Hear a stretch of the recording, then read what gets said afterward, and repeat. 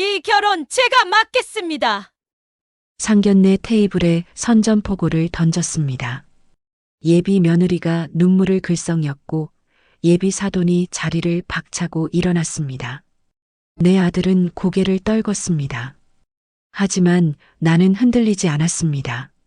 종로 금은방, 비겐 일요일 오후, 유리 진열대 앞에서 딱 1분 만에 알아챘습니다.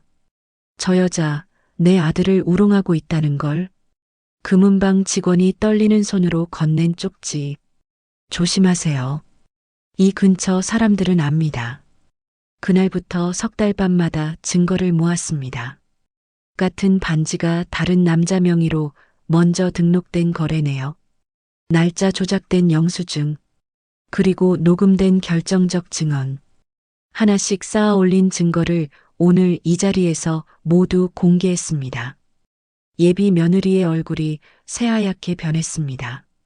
하지만 내 아들이 말했습니다. 어머니, 질투하시는 거 아니에요? 그 한마디에 심장이 무너져 내렸습니다. 안녕하세요. 오늘도 담소를 나누러 와주셔서 감사합니다. 오늘의 담소 시작할게요. 구독과 좋아요는 큰 행복을 불러옵니다. 판결문이 낭독되자 법정의 공기가 한층 내려앉았습니다. 피고인 최은아, 징역 3년. 망치 소리보다 먼저 내 심장이 더 빨리 내려앉는 느낌이었습니다. 뒤편에서 누군가 작게 탄식하는 소리가 들렸고 앞쪽에서는 카메라 셔터가 연달아 터졌습니다. 나는 곧게 앉은 채 시선을 법정 벽면 유리창에 고정했습니다.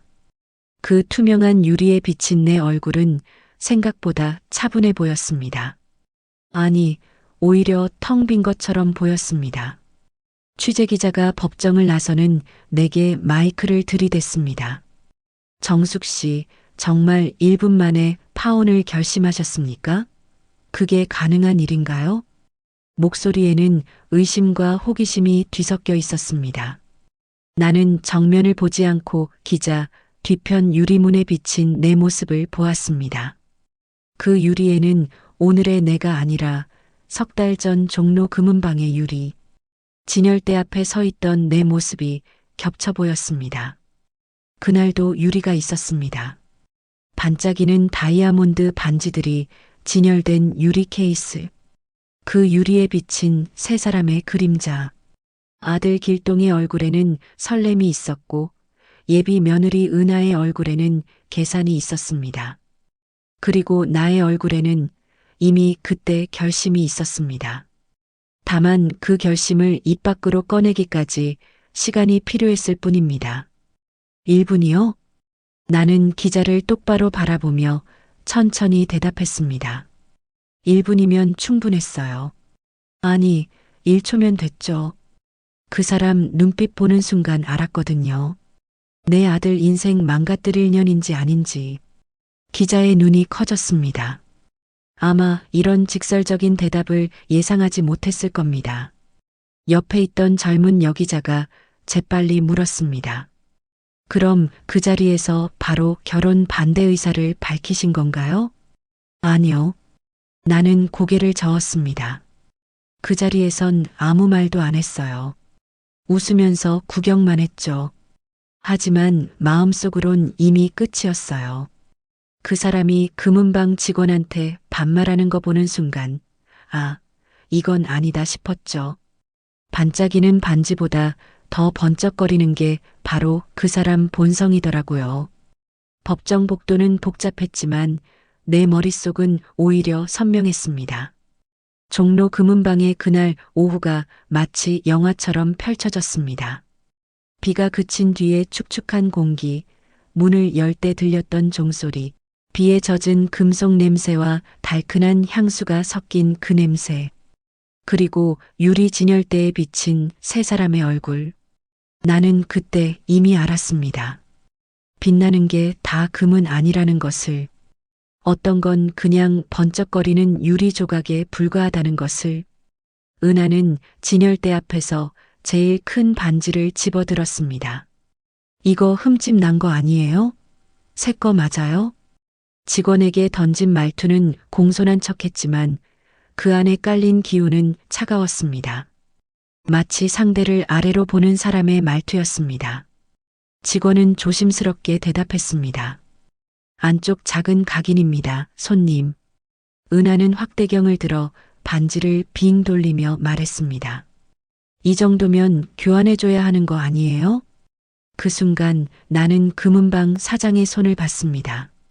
왼손 두 번째 마디에 길게 아문 상처가 있었습니다. 오래 일한 사람의 손이었습니다. 그 손이 은하의 날카로운 시선 아래에서 살짝 떨리는 게 보였습니다. 나는 그 떨림을 놓치지 않았습니다. 사람의 본성은 약한 사람을 대할 때 가장 확실하게 드러난다는 걸 나는 오래 살면서 배웠습니다. 유리 진열대에 비친 우리 세 사람의 얼굴이 다시 보였습니다. 한 얼굴은 부드럽게 웃고 있었고 다른 얼굴은 누군가를 아래로 누르고 있었습니다. 그리고 나의 얼굴은 이미 차갑게 식어 있었습니다. 그 장면이 잠깐 스치고 지나갔는데도 마음의 온도가 뚝 떨어지는 게 느껴졌습니다. 불쾌함을 넘어서 낯설미 올라왔습니다. 이 사람은 내가 아는 사람이 아니구나. 아들이 소개한 그 착한 며느리감이 아니구나. 법정 밖 복도에서 나는 기자들에게 마지막으로 말했습니다. 1분의 결심이 오래 걸렸냐고요? 아니요. 결심은 금방이었어요. 다만 그 결심을 증명하는데 석 달이 걸렸을 뿐이죠. 오늘 이 자리까지 오는데 오래 걸렸지만 결정 자체는 그날 금은방 유리 앞에서 끝났어요. 그 1분이 내 아들의 내일을 바꿨으니까요. 카메라 플래시가 또 한 번 터졌습니다. 나는 눈을 가늘게 뜨고 복도 끝을 향해 걸었습니다. 뒤에서 누군가 강하시네요. 라고 속삭이는 소리가 들렸습니다. 나는 미소 짓지 않았습니다. 강한 게 아니라 그냥 정직한 것뿐입니다. 반짝이는 게 다 금이 아니라는 걸 이제는 확실히 압니다. 석 달 전 그 일요일 오후였습니다. 아침부터 내렸던 비가 막 그쳤고 길동은 현관에서 신발을 신으며 말했습니다. 어머니, 오늘 은하랑 반지 보러 가기로 했어요. 같이 가실래요? 목소리에는 기대가 섞여 있었습니다.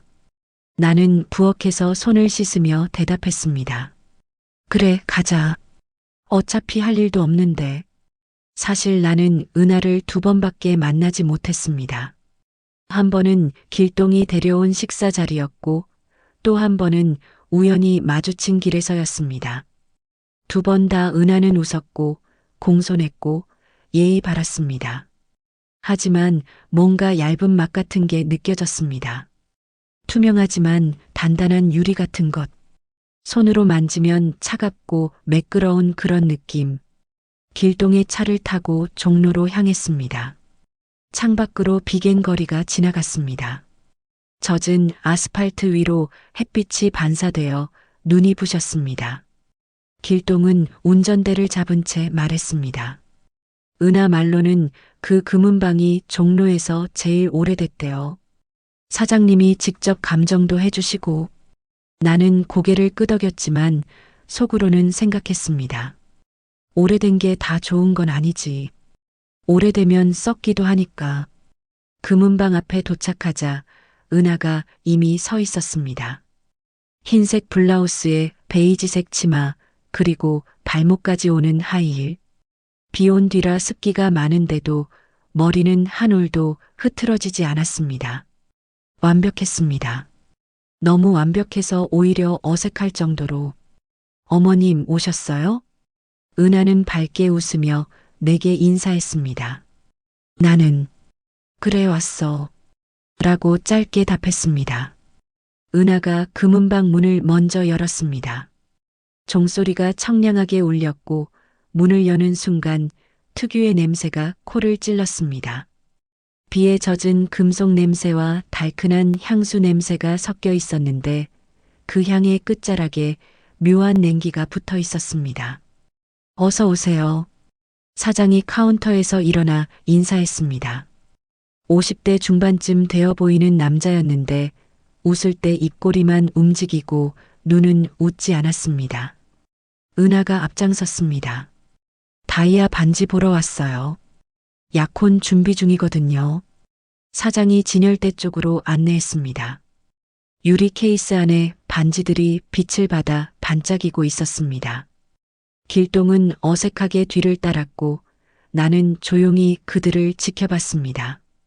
은하가 진열대에 몸을 숙여 반지들을 들여다보는 동안 나는 유리에 비친 우리 세 사람의 얼굴을 번갈아 봤습니다. 길동의 얼굴에는 설렘이 있었습니다. 32살 아들이 처음으로 여자를 위해 반지를 사러 온 그 떨림이 온 얼굴에 퍼져 있었습니다. 은하의 얼굴은 달랐습니다. 설렘보다는 계산이 있었습니다. 어떤 반지가 제일 비싼지, 어떤 걸 골라야 본전을 뽑을지 재는 눈빛이었습니다. 그리고 나의 얼굴, 유리에 비친 내 얼굴은 이미 굳어 있었습니다. 웃지도 않았고 기대하지도 않았습니다. 그냥 지켜보고 있을 뿐이었습니다. 하지만 그 지켜봄 속에는 이미 결심이 들어 있었습니다. 아직 말로 꺼내지 않았을 뿐 마음은 이미 정해져 있었습니다. 사장이 몇 개의 반지를 꺼내 보여줬습니다. 은하가 하나를 집어 손가락에 끼워 보더니 말했습니다. 오빠, 이거 어때요? 딱 내 손에 맞는 것 같은데. 목소리는 달콤했지만 어딘가 계산적이었습니다. 길동은 좋은데? 마음에 들면 그걸로 하자. 라고 답했습니다. 나는 아무 말도 하지 않았습니다. 대신 유리 진열대에 손을 가만히 얹었습니다. 차가운 유리의 온도가 손바닥을 통해 전해졌습니다. 그때 손목까지 미세한 떨림이 올라왔습니다. 이건 유리가 떠는 게 아니라 내가 떠는 거였습니다. 내 몸이 먼저 알아차린 겁니다. 여기서 멈춰야 한다고. 이 길로 가면 안 된다고. 어머님도 한번 보세요. 은하가 내게 반지를 건넸습니다. 나는 받아서 들어올렸습니다. 빛을 받아 반짝이는 다이아몬드. 아름다웠습니다. 하지만 그 아름다움이 내 마음을 움직이지는 못했습니다.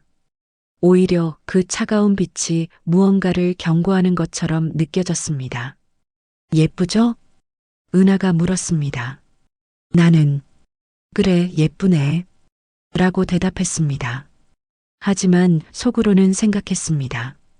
빛나는 게 다 금은 아니야. 어떤 건 그냥 유리 조각일 뿐이지. 사장이 가격을 말했습니다. 길동의 눈이 잠깐 커졌습니다. 예상보다 비싼 금액이었던 모양입니다. 은하는 태연하게 말했습니다. 이 정도면 적당하죠. 요즘 시세가 다 이래요. 그 말투에는 당연함이 묻어 있었습니다. 마치 이 정도는 당연히 지불해야 한다는 듯이. 나는 그 순간 알았습니다. 사람 마음은 길게 보지 않아도 스며든다는 걸. 특히 내 자식의 앞날이 걸려 있을 때는 더 그렇습니다. 1분이면 충분합니다. 아니, 1초면 됩니다. 상대의 눈빛 하나, 말투 하나로 그 사람이 누군지 알 수 있습니다. 유리 진열대 앞에 선 채로 나는 조용히 결심했습니다. 여기서 멈추겠다고. 더 이상 이 길로 가지 않겠다고. 그 결심을 증명하는 데는 시간이 걸리겠지만 결심 자체는 지금 이 순간 끝났습니다. 손목의 떨림이 멈췄습니다. 이제 흔들리는 건 아무것도 없었습니다. 은하는 진열대에서 가장 눈에 띄는 반지를 집어들었습니다. 빛을 받아 반짝이는 다이아몬드가 손가락 위에서 빙글 돌았습니다. 그녀는 반지를 눈높이까지 들어 올려 이리저리 각도를 바꿔가며 살폈습니다. 그 모습이 마치 보석 감정사처럼 전문적이어 보였습니다. 갑자기 은하가 눈을 가늘게 뜨며 반지를 사장에게 들어 올렸습니다. 흠집이네요. 새 거 맞아요? 목소리는 부드러웠지만 그 안에 담긴 의심은 날카로웠습니다. 사장이 황급히 다가와 반지를 확인했습니다. 그의 움직임이 조금 당황스러워 보였습니다. 나는 그 순간을 놓치지 않았습니다. 사장이 조심스럽게 설명했습니다. 흠집이 아니라 안쪽 작은 각인이라고. 목소리에 긴장이 묻어 있었습니다. 은하는 확대경을 요구했습니다. 사장이 서랍에서 꺼내 건네자 은하는 반지를 빙 돌리며 세밀하게 살폈습니다. 마치 범죄 현장을 조사하는 형사처럼. 그녀의 얼굴에는 만족스러운 미소가 번졌습니다. 뭔가를 찾아냈다는 표정이었습니다. 이 정도면 교환해줘야 하는 거 아니에요? 신품이라고 하셨잖아요. 말투에는 예의가 있었지만 그 밑바탕에 깔린 기운은 전혀 달랐습니다. 상대를 몰아붙이는 사람의 말투였습니다. 사장의 표정이 굳었습니다. 그는 다시 한번 반지를 확인하고는 고개를 저으며 정말 각인일 뿐이라고, 제품에는 아무 문제가 없다고 말했습니다. 문제가 있다고 제가 말씀드리는 거잖아요. 은하가 말을 끊었습니다. 이번엔 목소리가 한 톤 높아졌습니다. 길동이 어색하게 끼어들었습니다. 사장님 말씀이 맞는 것 같다고, 각인은 원래 그렇다고. 하지만 은하가 그의 말을 잘랐습니다. 오빠는 모르니까 조용히 있어요. 제가 반지 공부 좀 했어요. 길동의 얼굴이 살짝 붉어졌습니다. 나는 그 순간 사장의 손을 봤습니다. 왼손 두 번째 마디에 길게 아문 상처가 있었습니다. 세공 작업을 하다 생긴 상처처럼 보였습니다. 오래 일한 사람의 손이었습니다. 그 손이 은하의 날카로운 시선 아래에서 미세하게 떨리는 게 보였습니다. 사람의 본성은 약한 사람을 대할 때 가장 확실하게 드러납니다. 나는 오래 살면서 그걸 배웠습니다. 은하는 지금 자신보다 약한 위치에 있는 사람을 대하고 있었습니다. 그리고 그 태도에서 진짜 얼굴이 드러나고 있었습니다. 사장이 조용히 말하며 다른 반지를 꺼냈습니다. 그의 손이 여전히 미세하게 떨렸습니다. 은하는 그제야 만족스러운 표정을 지었습니다. 승리한 사람의 표정이었습니다. 나는 그 순간 유리 진열대에 비친 우리의 얼굴을 다시 봤습니다. 은하의 얼굴에는 미소가 있었지만 그 미소 속에 온기는 없었습니다. 그저 차갑게 반짝이는 유리 같았습니다. 길동은 여전히 어색한 표정이었습니다. 아마 당황스러웠을 겁니다. 자신의 약혼녀가 이런 모습일 줄은 몰랐을 테니까. 나는 아들의 어깨가 살짝 내려가는 걸 봤습니다. 직원이 새 반지를 꺼내 보여줬습니다. 은하는 이번에도 확대경으로 꼼꼼히 확인했습니다. 사장과 직원은 긴장한 표정으로 그녀를 지켜봤습니다. 마치 시험을 보는 학생들 같았습니다. 은하가 마침내 괜찮다고 말했습니다. 하지만 그 말투에는 칭찬이 아니라 허락의 느낌이 들어 있었습니다. 나는 그 모든 장면을 조용히 지켜봤습니다. 말은 하지 않았지만 마음속으로는 이미 판단이 섰습니다. 이 사람은 내가 생각했던 사람이 아니었습니다. 아들이 소개했던 그 착하고 예의 바른 여자가 아니었습니다. 유리 진열대에 비친 은하의 얼굴을 다시 봤습니다. 빛을 받아 반짝이고 있었지만 그 빛은 따뜻하지 않았습니다. 차갑고 날카롭게 반사되는 빛이었습니다. 마치 깨진 유리 조각처럼 심장이 천천히 가라앉는 느낌이었습니다. 불쾌함을 넘어서 이제는 낯설미 올라왔습니다. 이 사람은 낯선 사람이었습니다. 처음 보는 사람이었습니다. 아니, 이제야 진짜 얼굴을 보게 된 거였습니다. 사장이 반지를 작은 벨벳 상자에 담았습니다. 그의 손이 여전히 떨렸습니다. 은하는 만족스러운 표정으로 그 상자를 받아들었습니다. 길동은 지갑을 꺼내며 여전히 어색한 웃음을 지었습니다. 나는 손을 주머니에 넣었습니다. 주먹이 저절로 쥐어졌습니다. 하지만 아직은 아무 말도 하지 않기로 했습니다. 지금은 관찰할 시간이었습니다. 증거를 모을 시간이었습니다. 빛나는 게 다 금은 아닙니다. 어떤 건 그냥 번쩍거리는 유리 조각일 뿐입니다. 나는 이제 확실히 알았습니다. 은하가 어떤 사람인지. 직원이 다른 케이스를 꺼내러 안쪽으로 들어갔습니다. 잠깐의 시간이었습니다. 1분도 채 안 되는. 하지만 그 짧은 시간 동안 뭔가가 달라졌습니다. 방금 은하가 끼워보고 벗어놓은 반지가 진열대에서 사라진 겁니다. 사장이 먼저 알아챘습니다. 그의 눈이 진열대를 훑더니 갑자기 커졌습니다. 손이 재빨리 움직이며 진열대 구석구석을 확인했습니다. 하지만 반지는 보이지 않았습니다. 잠시만요. 금방 찾겠습니다. 사장의 목소리가 낮고 빨랐습니다. 당황스러움이 묻어났습니다. 그는 무릎을 꿇고 바닥을 살폈습니다. 은하가 팔짱을 끼고 한숨을 쉬었습니다. 그 한숨에는 비난이 가득했습니다. 이래서 종로 오래된 데가 문제라니까. 관리를 어떻게 하는 거예요? 목소리에 동정은 없었습니다. 오히려 깔보는 기운이 흘렀습니다. 사장은 대답하지 않고 계속 찾았습니다. 이마에 땀이 맺혔습니다. 길동이 어색하게 웃으며 말했습니다. 금방 나올 거예요. 진열대 어디 끼었겠죠? 끼었으면 진작 보였어야죠. 이런 식으로 물건 관리하면 안 되는 거 아니에요? 은하가 날카롭게 받아쳤습니다. 길동의 얼굴이 붉어졌습니다. 나는 말없이 지켜봤습니다.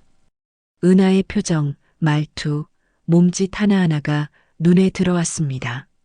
당황한 사람을 더 몰아붙이는 태도, 상대의 실수를 즐기는 듯한 눈빛, 내 가슴이 서늘해졌습니다. 직원이 안쪽에서 나왔습니다. 상황을 파악하고는 황급히 사장을 도왔습니다. 두 사람이 진열대 주변을 샅샅이 뒤졌습니다. 여기 있습니다. 마침내 직원이 진열대 모서리 틈새에서 반지를 찾아냈습니다. 사장의 얼굴에 안도감이 스쳤습니다. 하지만 그의 손은 여전히 떨렸습니다. 죄송합니다. 정말. 사장이 고개를 숙였습니다. 목소리에 떨림이 있었습니다. 은하는 코웃음을 쳤습니다. 다음부턴 좀 조심하세요. 이러니까 동네 금은방은 안 된다는 소리 듣죠. 그 말이 공기를 얼렸습니다. 사장의 얼굴이 굳었습니다. 길동은 아무 말도 하지 못했습니다. 나는 주먹을 쥐었습니다. 손톱이 손바닥을 파고들었지만 아프지 않았습니다. 계산을 마치고 나왔습니다. 길동이 운전석에 앉으며 말했습니다. 좀 심했던 거 아니야?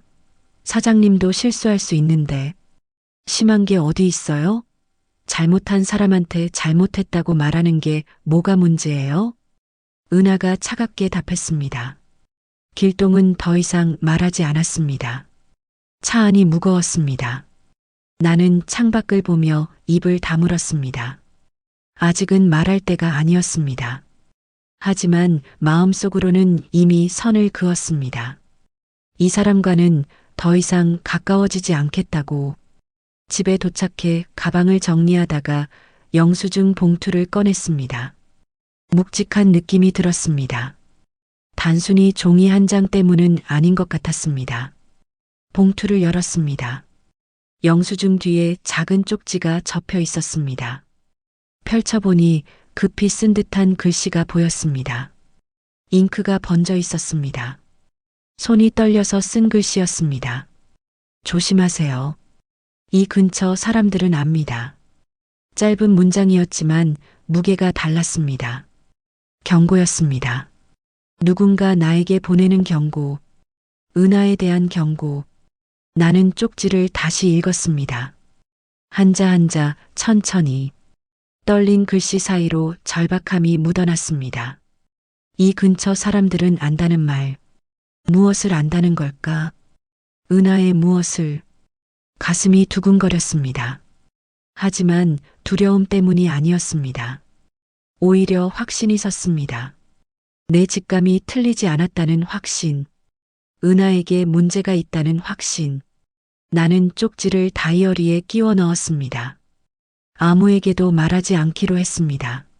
아직은 길동에게도 은하에게도 경고는 작아야 오래 남습니다. 조용해야 힘이 있습니다. 그날 밤 잠이 오지 않았습니다. 천장을 보며 계속 생각했습니다. 사람들은 다 안다는 말. 왜 나는 몰랐을까? 아니, 어쩌면 나도 알고 있었는지 모릅니다. 다만 인정하고 싶지 않았던 것뿐. 다음 날 아침 나는 결심했습니다. 더 지켜보기로, 더 관찰하기로, 증거를 모으기로. 직감만으로는 부족합니다. 확실한 증거가 필요합니다. 쪽지를 다시 꺼내봤습니다. 이 근처 사람들은 압니다. 그렇다면 나도 알아야 했습니다. 그들이 아는 것을, 은하의 진짜 모습을. 손으로 쪽지를 만졌습니다. 종이가 거칠었습니다. 급히 쓴 흔적이 역력했습니다. 누군가 위험을 무릅쓰고 이걸 넣어준 겁니다. 그 용기를 헛되이 할 수 없었습니다. 나는 쪽지를 다시 다이어리에 넣고 서랍 깊숙이 넣어뒀습니다. 여기서부터 시작입니다. 진짜 싸움이 시작되는 지점. 일주일 후 은하가 반지 사이즈를 다시 맞춰야 한다며 금은방에 한 번 더 가자고 했습니다. 나는 길동에게 말했습니다. 나도 갈게. 길동이 고개를 갸우뚱했습니다. 어머니, 사이즈 맞추는 거라 금방 끝날 텐데요. 그래도 가볼게. 산책 삼아. 나는 가방을 들었습니다. 사실 산책이 목적은 아니었습니다. 확인하고 싶었습니다. 경고 쪽지의 의미를. 금은방에 도착하니 은하가 먼저 와 있었습니다. 이번에는 핸드폰을 꺼내 들고 있었습니다. 요즘 다 정품 인증하잖아요. QR코드로 확인해 보려고요. 사장의 얼굴이 미세하게 굳었습니다. 순간이었지만 나는 놓치지 않았습니다. 그의 눈동자가 살짝 흔들렸습니다. 네, 확인하세요. 사장이 대답했습니다. 목소리는 평온했지만 손이 주머니로 들어갔습니다. 불안할 때 사람들이 하는 행동이었습니다. 은하가 핸드폰을 반지에 가까이 댔습니다. 화면에 로딩 표시가 돌아갔습니다. 잠시 후 화면이 바뀌었습니다. 초록색 체크 표시와 함께 정품 인증 완료라는 문구가 떴습니다. 됐네요. 길동이 안도하며 말했습니다. 하지만 그때였습니다. 화면이 다시 한번 바뀌었습니다. 잠깐의 텀을 두고 회색 글씨로 작은 문구가 나타났습니다. 이전 등록 이력 존재. 그 아래 작은 글씨로 날짜가 표시됐습니다. 2달 전이었습니다. 은하의 눈이 잠깐 커졌습니다. 하지만 금세 미소를 지었습니다. 아, 이거요? 요즘 기계가 너무 예민해서 그래요. 흔한 오류라고요. QR 시스템 자체가 완벽하지 않아서 이런 거 자주 떠요. 말은 가벼웠습니다. 너무 가벼웠습니다. 마치 미리 준비해둔 대답처럼. 나는 은하의 얼굴을 봤습니다. 미소는 있었지만 눈은 웃지 않았습니다. 입꼬리만 올라가 있는 억지 미소였습니다. 그렇군요. 길동이 고개를 끄덕였습니다. 의심 없이 받아들였습니다. 하지만 나는 사장의 손을 보고 있었습니다. 그가 순간적으로 손목시계를 만지작거렸습니다. 엄지와 검지로 시계 테두리를 톡톡 두드렸습니다. 조급함은 손끝에서 먼저 새어나옵니다. 나는 오래 살면서 그걸 배웠습니다.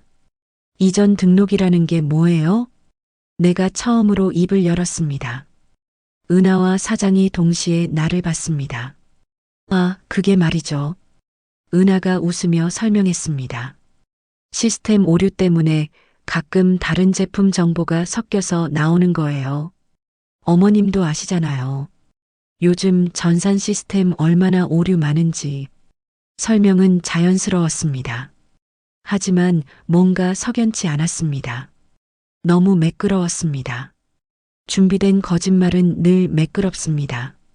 그럼 정품은 맞는 거죠? 내가 다시 물었습니다. 당연하죠. 초록불 떴잖아요. 정품 인증 완료라고 은하가 단호하게 말했습니다. 그리고는 핸드폰 화면을 재빨리 껐습니다. 사장은 아무 말도 하지 않았습니다. 그저 고개를 살짝 숙인 채 서 있을 뿐이었습니다. 그의 침묵이 오히려 더 많은 걸 말해주고 있었습니다. 금은방을 나오며 나는 계속 생각했습니다. 이전 등록 이력, 2달 전, 오류가 맞을까? 아니면 정말로 이 반지가 전에 다른 사람 명의로 등록됐던 걸까? 차에 타서도 마음이 무거웠습니다. 길동은 운전에만 집중했습니다. 은하는 핸드폰을 보며 무언가를 검색하고 있었습니다. 나는 창밖을 봤습니다. 말해야 할까? 길동에게 내가 본 것들을, 은하의 태도, 사장의 반응, 경고 쪽지, 그리고 오늘의 QR 화면. 하지만 입이 떨어지지 않았습니다. 아직 확실하지 않았습니다. 의심만으로는 부족했습니다. 집에 돌아와 다이어리를 꺼냈습니다. 경고 쪽지 옆에 오늘 있었던 일을 적었습니다. QR 인증, 이전 등록 이력 존재, 2달 전. 짧게 적었지만 무게가 있었습니다. 손이 떨렸습니다. 하지만 두려움 때문이 아니었습니다. 분노 때문도 아니었습니다. 확신이 서지 않아서였습니다. 정말 은하가 뭔가를 숨기고 있는 걸까? 아니면 내가 예민하게 반응하는 걸까? 밤에 잠이 오지 않았습니다. 천장을 보며 계속 고민했습니다. 행동해야 할까? 아니면 더 지켜봐야 할까? 지금 말하면 길동이 상처받을 겁니다. 하지만 나중에 말하면 더 큰 상처가 될 수도 있습니다. 다음 날 아침 결심이 서지 않았습니다. 여전히 망설여졌습니다. 하지만 한 가지는 확실했습니다. 더 이상 눈 감고 있을 수는 없다는 것. 증거를 더 모아야 한다는 것. 확실한 증거가 있어야 길동을 설득할 수 있을 것입니다. 다이어리를 다시 펼쳤습니다. 경고 쪽지와 오늘의 메모가 나란히 있었습니다. 2가지 모두 의심을 키웠지만 아직 확신을 주지는 못했습니다. 나는 다이어리를 덮고 창밖을 봤습니다. 해가 떠오르고 있었습니다. 새로운 날이 시작되고 있었습니다. 그리고 나의 조사도 계속될 것입니다. 사흘 후 길동이 친구를 소개하겠다며 다시 금은방 근처로 나가자고 했습니다. 나는 별다른 말 없이 따라 나섰습니다. 사실 속으로는 기회라고 생각했습니다. 한 번 더 관찰할 수 있는. 금은방 앞에 도착하자 젊은 남자가 서 있었습니다. 30 중반쯤 되어 보이는 안경을 쓴 남자였습니다. 길동이 소개했습니다. 오도윤이라는 이름의 변호사였습니다. 목소리가 밝고 공손했습니다. 변호사. 흥미로웠습니다. 도윤이 갑자기 영수증 이야기를 꺼냈습니다. 현금 거래면 꼭 챙겨야 한다고, 나중에 증거가 된다고 했습니다. 그리고는 이상한 농담을 덧붙였습니다. 법은 칼이 아니라 줄자라서요. 길이부터 재봐야 하거든요. 굳었던 공기가 살짝 풀렸습니다. 길동도 웃었습니다. 나는 웃지 않았지만 도윤의 말을 마음에 새겼습니다. 증거, 영수증, 길이를 재는 것. 그의 농담 속에 진실이 숨어 있었습니다. 그때 골목 끝에서 화려한 목소리가 들려왔습니다. 화려한 분홍색 블라우스를 입은 여자가 다가오고 있었습니다. 50대 후반쯤 되어 보였는데 화장이 진했습니다. 금목걸이가 햇빛에 번쩍였습니다. 은하의 어머니 광미자였습니다. 미자가 큰 소리로 말했습니다. 우리 은하는 딱 재벌가 며느리 팔자야. 오늘 별도 잘 떴어. 주변 사람들이 쳐다봤습니다. 나는 그녀를 조용히 관찰했습니다. 허세와 미신이 한데 섞인 말투. 금목걸이를 만지작거리는 손짓. 과시하고 싶어 안달이 난 표정. 사람의 삶이 허영을 입으면 쉽게 번들거리지만 금은 무게로 말한다는 걸 떠올렸습니다. 은하가 도착했습니다. 어머니를 보자 표정이 살짝 굳었습니다. 안 와도 된다고 했다는 듯 불편한 기색이었습니다. 하지만 미자는 개의치 않고 딸의 팔을 끌었습니다. 금은방 안으로 들어갔습니다. 사장이 우리를 보고 표정이 미묘하게 변했습니다. 반갑지 않은 손님을 대하는 얼굴이었습니다. 은하가 최종 확인하러 왔다고 말하자 사장이 천천히 반지를 꺼냈습니다. 손이 조금 떨렸습니다. 도윤이 진열대를 둘러보다가 장부 관리에 대해 물었습니다. 사장이 잠시 머뭇거리다 대답했습니다. 전산도 하지만 수기 장부도 같이 쓴다고. 오래된 습관이라고. 도윤은 또 줄자 비유를 했습니다. 2번 체크하는 거니까 더 확실하다고. 줄자로 2번 재는 거라고. 나는 그의 말을 귀에 깊게 들었습니다. 장부, 수기 장부, 거기에 뭔가 있을 수도 있다는 생각이 들었습니다. 숫자는 거짓말을 하지 않습니다. 날짜와 이름, 금액, 그것들이 진실을 말해줄 겁니다. 미자가 반지를 보며 작다고 투덜거렸습니다. 은하한테는 더 큰 게 어울린다고, 더 화려한 게 좋겠다고 했습니다. 은하가 짜증 섞인 목소리로 어머니를 제지했습니다. 엄마, 조용히 좀 해요. 창피하게. 그 한마디에 담긴 냉기가 공기를 얼렸습니다. 자기 어머니를 대하는 태도가 그랬습니다. 나는 그 순간을 놓치지 않았습니다. 사람은 가족을 대할 때 가장 솔직해집니다. 은하의 진짜 얼굴이 또 하나 드러났습니다. 계산을 마치고 나오는 길에 나는 도윤을 따로 불렀습니다. 조용히 물었습니다. 변호사면 합법적으로 뭔가를 확인할 방법을 알겠냐고. 도윤이 안경을 고쳤으며 무엇을 확인하고 싶으냐고 물었습니다. 나는 직설적으로 말했습니다. 거래네요. 진짜 정품인지, 그리고 이 반지가 처음 누구 명의로 등록됐는지.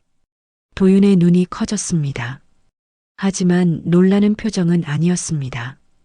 오히려 이해한다는 표정이었습니다. 그가 조용히 설명했습니다. 줄자로 잰다고 생각하라고. 사실 조회랑 확인서로 길이를 맞추는 거라고. 시간은 좀 걸리지만 할 수 있다고.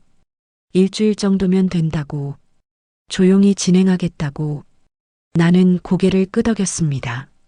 일주일. 참을 수 있는 시간이었습니다. 그동안 더 관찰하고 더 기록하면 됐습니다. 그날부터 나는 본격적으로 메모를 시작했습니다. 날짜, 시간, 장소, 은하의 말과 행동. 작은 수첩에 하나하나 적어 내려갔습니다. 말로는 부족한 싸움이었습니다. 숫자로, 기록으로 해야 이기는 싸움이었습니다. 밤에 수첩을 펼쳤습니다. 벌써 몇 페이지가 채워져 있었습니다. 경고 쪽지도 조심스럽게 끼워 넣었습니다. QR 화면 메모도 있었습니다. 증거는 조용히 그러나 확실하게 쌓여갔습니다. 이제 시작이었습니다. 지켜보는 단계는 끝났습니다.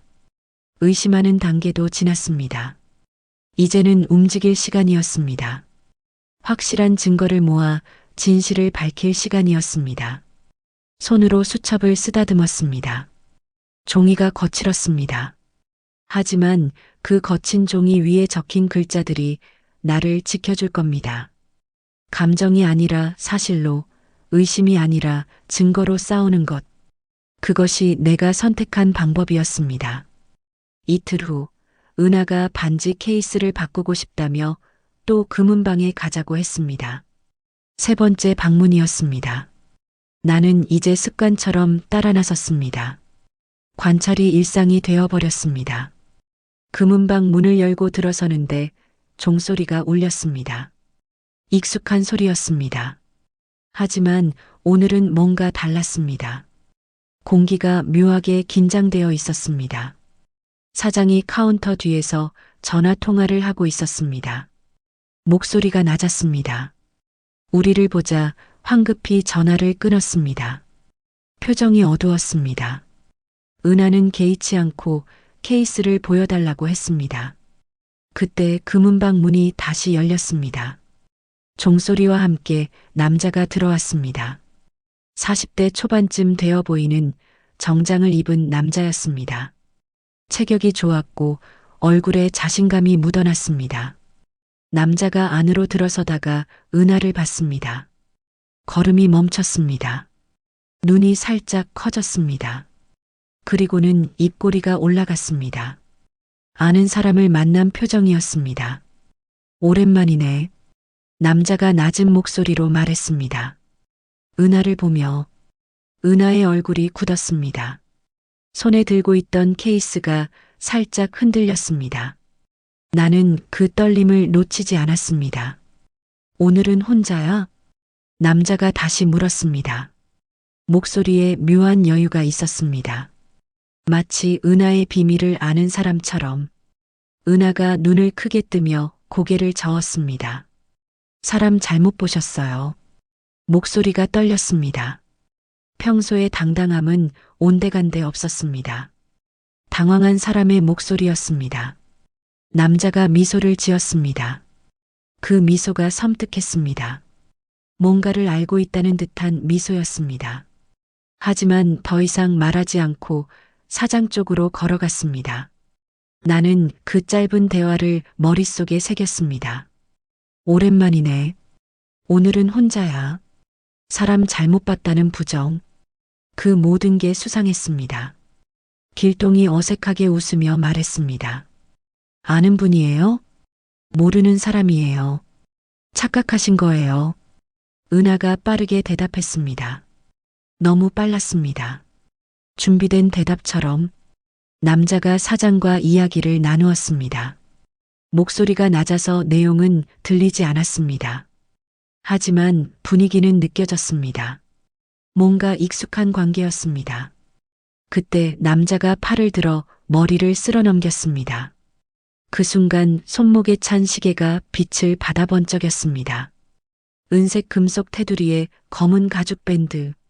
그 시계를 나는 본 적이 있었습니다. 사장의 손목이었습니다. 사장도 똑같은 시계를 차고 있었습니다. 같은 브랜드, 같은 디자인. 우연일까요? 아니면 뭔가 의미가 있는 걸까요? 나는 사장의 손목을 다시 봤습니다. 정말 같은 시계였습니다. 두 사람이 같은 시계를 찬다는 것. 그게 무엇을 의미하는지 생각했습니다. 같은 취향일 수도 있습니다. 하지만 그보다는 같은 관계일 가능성이 높았습니다. 은하가 갑자기 말했습니다. 화장실 좀 다녀올게요. 그리고는 서둘러 안쪽으로 들어갔습니다. 평소와 다른 행동이었습니다. 은하는 늘 여유로웠는데 오늘은 달아나듯 화장실로 갔습니다. 나는 남자를 관찰했습니다. 그가 사장과 이야기하는 모습을, 몸짓, 표정, 목소리 톤, 모두 익숙해 보였습니다. 처음 만난 사이가 아니었습니다. 남자가 사장에게 무언가를 건넸습니다. 봉투처럼 보였습니다. 사장이 재빨리 서랍에 넣었습니다. 그 동작이 순식간이었습니다. 길동은 아무것도 눈치채지 못했습니다. 케이스만 보고 있었습니다. 하지만 나는 모든 걸 보고 있었습니다. 남자와 사장의 관계, 은하의 당황, 똑같은 시계, 서둘러 넘긴 봉투, 점들이 연결되기 시작했습니다. 아직 선명한 그림은 아니었습니다. 하지만 윤곽이 드러나고 있었습니다. 은하 주변에 뭔가 있었습니다. 숨겨진 관계, 감춰진 거래, 말하지 않은 과거. 은하가 화장실에서 나왔습니다. 얼굴을 물로 씻었는지 촉촉했습니다. 표정을 정리한 듯 보였습니다. 하지만 눈빛은 여전히 불안했습니다. 남자가 나가며 은하를 다시 한번 봤습니다. 그리고는 의미심장한 미소를 지었습니다. 문이 닫히며 종소리가 울렸습니다. 케이스를 골라 나왔습니다. 차에 타서도 은하는 말이 없었습니다. 창밖만 보고 있었습니다. 길동이 무슨 생각하냐고 물었지만 은하는 아무것도 아니라고 대답했습니다. 집에 돌아와 수첩을 펼쳤습니다. 오늘의 일을 적었습니다. 낯선 남자 출연. 은하를 알아봄. 오늘은 혼자냐고 물음. 은하 부정. 남자와 사장 같은 시기에. 봉투 전달. 글씨를 쓰는 손이 떨렸습니다. 하지만 멈추지 않았습니다. 기록은 계속되어야 했습니다. 증거는 쌓여야 했습니다. 도윤에게 전화를 걸었습니다. 오늘 있었던 일을 말했습니다. 도윤이 조용히 들었습니다. 그리고는 말했습니다. 어머님, 조금만 더 기다려주세요. 곧 확인서가 나올 거예요. 기다림은 고통이었습니다. 하지만 필요한 고통이었습니다. 확실한 증거 없이 움직이면 오히려 역효과가 날 수 있었습니다. 이틀 후 최종 결제를 하러 다시 금은방에 갔습니다. 네 번째 방문이었습니다. 이제는 익숙한 길이었습니다. 하지만 마음은 여전히 무거웠습니다. 결제대로 향했습니다.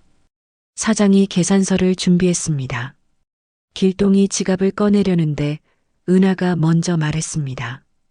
오늘은 제가 현금으로 할게요. 길동의 손이 멈췄습니다. 놀란 표정이었습니다. 현금? 카드로 하면 되는데. 현금이 더 깔끔해요. 그리고 보증서 날짜는 다음 주로 부탁드릴게요. 은하가 사장을 보며 말했습니다. 목소리는 부드러웠지만 단호했습니다. 사장이 아주 잠깐 말을 고르는 듯 했습니다. 눈동자가 살짝 흔들렸습니다. 그리고는 작게 고개를 끄덕였습니다. 그럼 그렇게 하겠습니다.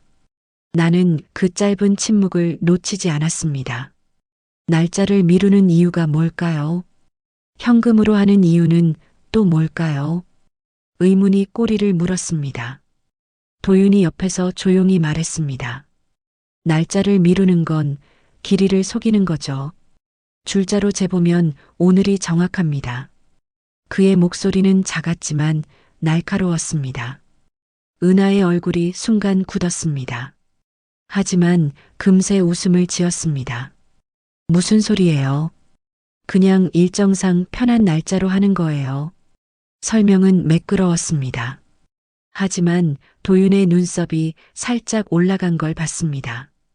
그도 뭔가 이상하다고 느낀 겁니다. 미자가 끼어들었습니다.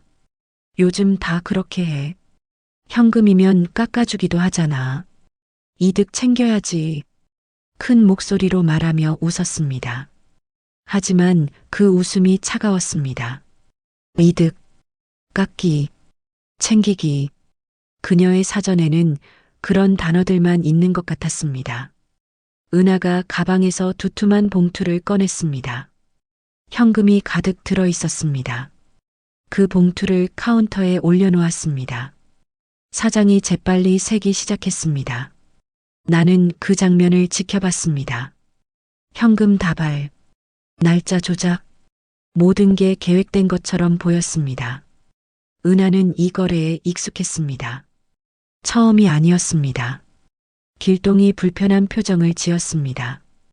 은하야, 왜 현금으로? 카드가 편한데. 오빠는 모르니까 가만히 있어요. 제가 알아서 해요. 은하가 짧게 말했습니다. 공개적으로 길동을 무시하는 말투였습니다. 길동의 얼굴이 붉어졌습니다. 창피한 듯 고개를 숙였습니다. 나는 그 모습을 보며 가슴이 쓰렸습니다. 내 아들이 이렇게 무시당하는 걸 보는 게. 사장이 영수증을 출력했습니다. 보증서도 함께 건넸습니다. 날짜가 일주일 후로 적혀 있었습니다. 오늘이 6월 15일인데 보증서는 6월 22일이었습니다. 영수증이랑 보증서 잘 보관하세요. 사장이 말했습니다. 목소리에 긴장이 묻어 있었습니다. 나는 영수증을 가만히 들여다봤습니다. 날짜, 금액, 품목, 모든 게 기록되어 있었습니다.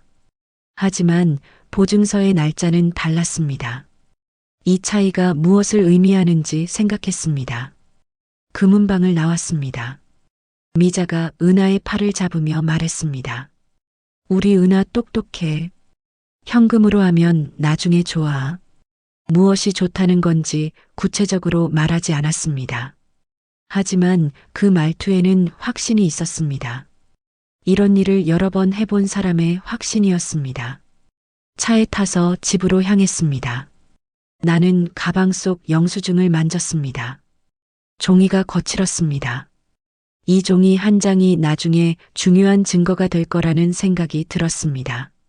집에 돌아와 책상 서랍을 열었습니다. 파일을 하나 만들었습니다. 지금까지 모은 영수증, 메모, 경고 쪽지를 모두 넣었습니다. QR 화면 캡처도 출력해서 넣었습니다. 달력을 펼쳤습니다. 오늘 날짜에 동그라미를 쳤습니다. 그리고 일주일 후 날짜에도 동그라미를 쳤습니다. 보증서 날짜. 이 간격이 무엇을 숨기려는 건지 알아내야 했습니다. 수첩에 적었습니다. 6월 15일 현금 결제. 보증서 날짜 6월 22일로 기재. 일주일 차이. 이유 불명. 손이 떨리지 않았습니다. 오히려 차분했습니다.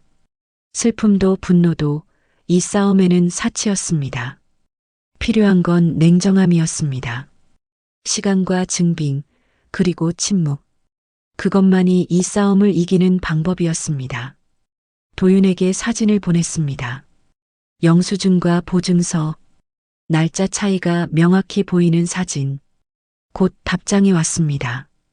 이거 문제 있어요. 계속 모아두세요. 짧은 문장이었지만 확신이 담겨 있었습니다. 나는 혼자가 아니었습니다. 도윤이 함께 있었습니다. 그리고 진실도 내 편이었습니다. 밤에 파일을 다시 열어봤습니다. 증거가 쌓여가고 있었습니다. 아직 부족했지만 시작은 충분했습니다. 조금만 더 기다리면 모든 게 드러날 겁니다. 은하의 진짜 얼굴이, 숨겨진 거래가, 그리고 이 모든 것 뒤에 숨은 이유가. 사흘 후 도윤에게서 전화가 왔습니다. 목소리가 조금 달랐습니다. 긴장과 흥분이 섞여 있었습니다. 어머님, 만나야 할 것 같아요. 지금 괜찮으세요? 1시간 후 동네 카페에서 만났습니다. 도윤이 서류 봉투를 꺼냈습니다. 두툼했습니다. 그의 손이 약간 떨렸습니다. 금은방 점장한테 확인했어요. 사실조에 회신받았고요. 도윤이 첫 번째 서류를 펼쳤습니다. 서류에는 날짜와 이름이 적혀 있었습니다. 길동의 이름 위에 다른 이름이 있었습니다. 같은 날짜, 같은 사이즈, 남자 이름이었습니다. 심장이 쿵 내려앉았습니다. 하지만 놀라지는 않았습니다. 이미 예상했던 일이었으니까요. 다만 확인하는 것일 뿐이었습니다. 이게 뭐예요? 나는 조용히 물었습니다. 같은 반지예요. 한 달 전에 이 남자 명의로 먼저 등록됐어요. 그리고 길동 씨 명의로 다시 등록된 거죠. 도윤이 설명했습니다. 재판매? 아니면 이중거래? 도윤의 목소리가 낮아졌습니다. 나는 서류를 천천히 읽었습니다. 날짜, 이름, 가격, 모든 게 기록되어 있었습니다. 숫자는 거짓말을 하지 않습니다. 이 남자가 누구예요? 내가 물었습니다. 아직 확인 중이에요. 하지만 금은방에서 본 그 남자의 가능성이 높아요. 도윤이 두 번째 서류를 꺼냈습니다. 접수카드 사본이었습니다. 개인정보는 가려져 있었지만 날짜와 거래 내역은 보였습니다. 그리고 작은 메모란에 적힌 글씨. 단골 고객, 특별 할인. 단골이라는 거죠. 은하랑 금은방이. 내가 말했습니다. 도윤이 고개를 끄덕였습니다. 그리고는 세 번째 서류를 꺼냈습니다. 녹취록이었습니다. 점장이랑 통화한 거예요. 녹음동에 받고요. 도윤이 휴대폰을 꺼내 재생 버튼을 눌렀습니다. 낮고 분명한 남자 목소리가 흘러나왔습니다. 그날 오신 분들 중에 어떤 분이 먼저 주문하셨어요? 잠시 침묵이 흘렀습니다. 그리고 점장의 대답. 여자분이요. 한 달 전에 다른 분 명의로. 다른 분? 네. 남자분 명의로 먼저 등록하셨어요.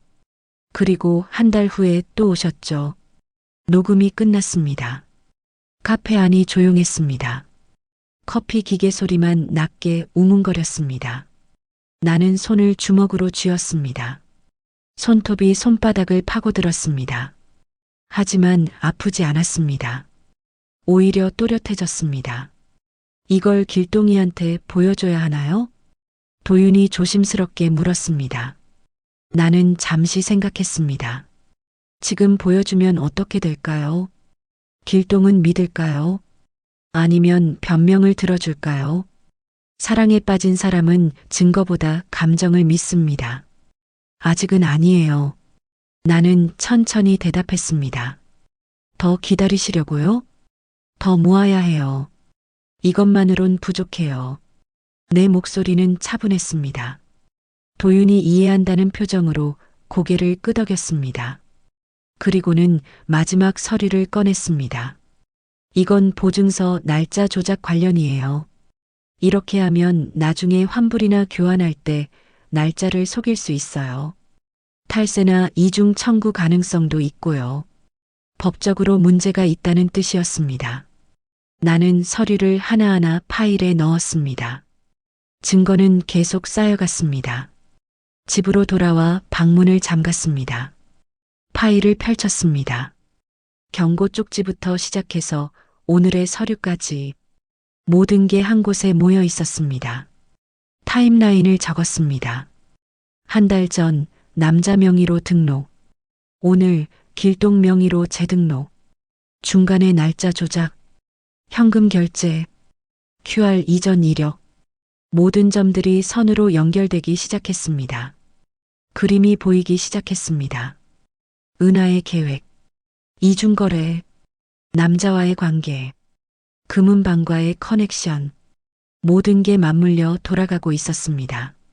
하지만 아직 확실하지 않았습니다. 마지막 퍼즐 조각이 필요했습니다. 그 남자가 누구인지, 은하와 어떤 관계인지, 왜 이런 일을 벌이는지 수첩에 적었습니다. 남자 신원 확인 필요, 은하와의 관계, 과거 거래 내역, 해야 할 일이 명확했습니다. 밤에 잠이 오지 않았습니다. 천장을 보며 계속 생각했습니다. 길동에게 언제 말해야 할까요? 어떻게 말해야 믿을까요? 증거를 보여줘도 사랑이 증거를 이길 수 있을까요? 하지만 한 가지는 확실했습니다. 더 이상 물러설 수 없다는 것. 여기까지 왔으면 끝까지 가야 한다는 것. 내 아들을 지켜야 한다는 것. 파일을 다시 덮었습니다.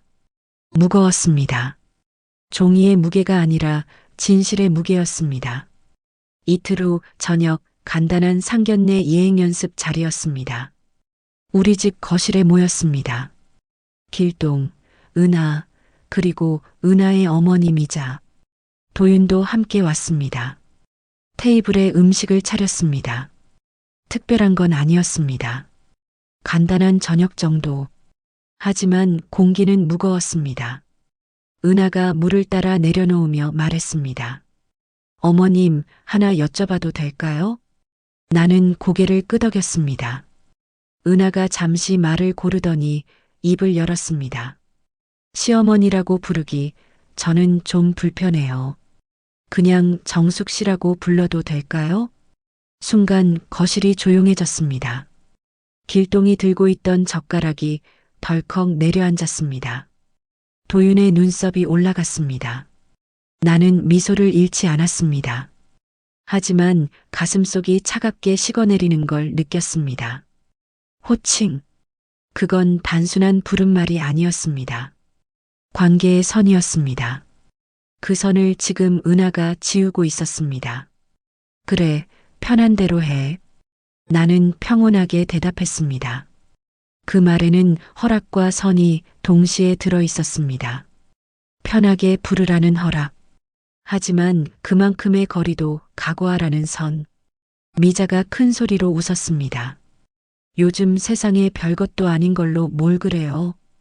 호칭 따위로 사람 관계가 좋아지나요? 그녀의 말투에는 무례함이 묻어 있었습니다. 호칭 따위. 그 표현이 귀를 찔렀습니다. 도윤이 조용히 끼어들었습니다. 호칭은 법 조항보다 강합니다. 관계의 기준선이라서요. 그의 목소리는 부드러웠지만 단호했습니다. 미자가 코웃음을 쳤습니다. 도윤은 더 이상 말하지 않았습니다. 길동이 어색하게 웃으며 분위기를 바꾸려 했습니다. 뭐, 편한 게 제일이죠. 그렇죠, 어머니? 나는 대답하지 않았습니다. 대신 말수를 줄였습니다. 호칭이 무너지면 책임도 쉽게 무너집니다. 관계의 경계가 흐려지면 존중도 흐려집니다. 나는 오래 살면서 그걸 배웠습니다. 은하가 반찬을 집으며 말했습니다. 정숙 씨는 요리 잘하시네요. 어디서 배우셨어요? 정숙 씨. 그 호칭이 공기를 스쳤습니다. 낯설었습니다. 서먹했습니다. 마치 처음 만난 사람처럼. 그냥 오래 하다 보니. 나는 짧게 답했습니다. 미자가 끼어들었습니다. 우리 은하는 요리 안 해도 돼요. 나중에 식모 두면 되니까. 식모. 그 단어가 테이블 위를 굴렀습니다. 길동의 얼굴이 붉어졌습니다. 도윤이 물을 마시며 시선을 내렸습니다. 나는 미자를 봤습니다. 그녀의 얼굴에는 자부심이 가득했습니다. 딸이 좋은 집안으로 시집간다는 자부심. 하지만 그 자부심 뒤에는 천박함이 숨어 있었습니다. 식모요? 내가 물었습니다. 목소리는 평온했습니다. 네, 맞벌이 할 거니까요. 당연히 사람 써야죠. 미자가 당연하다는 듯 말했습니다. 나는 더 이상 말하지 않았습니다. 한마디도 더하지 않는 것. 그것이 내가 오래 배운 방어였습니다. 식사가 끝나고 정리를 했습니다. 은하가 도우려 하지 않았습니다. 미자도 마찬가지였습니다. 둘은 거실에 앉아 핸드폰만 보고 있었습니다. 길동이 부엌으로 들어와 낮은 목소리로 말했습니다. 어머니, 은하가 좀 무례했죠? 제가 말할게요. 괜찮아. 나는 짧게 답했습니다. 하지만 괜찮다니까. 나는 다시 말했습니다. 목소리가 조금 단단했습니다. 길동이 더 이상 말하지 못했습니다. 그의 어깨가 축 처졌습니다. 나는 그 모습을 보며 가슴이 아팠습니다. 하지만 지금은 아픔을 드러낼 때가 아니었습니다. 손님들이 돌아간 후 도윤이 현관에서 조용히 말했습니다. 어머님 괜찮으세요? 응. 호칭 문제, 법적으론 문제 없어요. 하지만 도윤이 말을 멈췄습니다. 알아. 관계의 문제지. 내가 그의 말을 마무리했습니다. 도윤이 고개를 끄덕였습니다. 그리고는 조용히 나갔습니다. 혼자 남은 거실에 앉았습니다. 텅 비어 있었습니다. 호칭이 사라진 자리가 이렇게 크게 느껴질 줄 몰랐습니다. 수첩을 펼쳤습니다. 오늘의 일을 적었습니다. 호칭 거부, 시어머니 대신 정숙 씨, 미자의 식모 발언, 길동의 무력함, 글씨가 떨렸습니다. 파일을 다시 꺼냈습니다. 증거들이 쌓여 있었습니다. 하지만 아직 부족했습니다. 결정적인 순간을 위해서는 더 많은 증거가 필요했습니다. 창밖을 봤습니다. 어두웠습니다. 별이 보이지 않았습니다. 마음도 어두웠습니다. 하지만 포기할 수 없었습니다. 내 아들을 지켜야 했습니다. 그게 내가 할 수 있는 유일한 일이었습니다.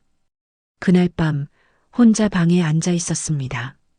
길동은 은하와 통화하느라 거실에 있었습니다.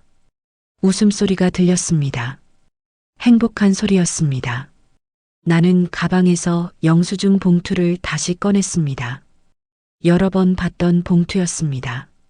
하지만 오늘은 뭔가 다르게 느껴졌습니다. 무게가 달랐습니다. 봉투를 천천히 펼쳤습니다. 영수증을 꺼내 불빛에 비춰봤습니다. 그때 종이 뒤쪽에 뭔가 보였습니다. 희미한 필기 자국이었습니다. 잉크를 살짝 문질렀습니다. 글씨가 조금 더 또렷해졌습니다. 다음 주 금요일 CCTV 점검.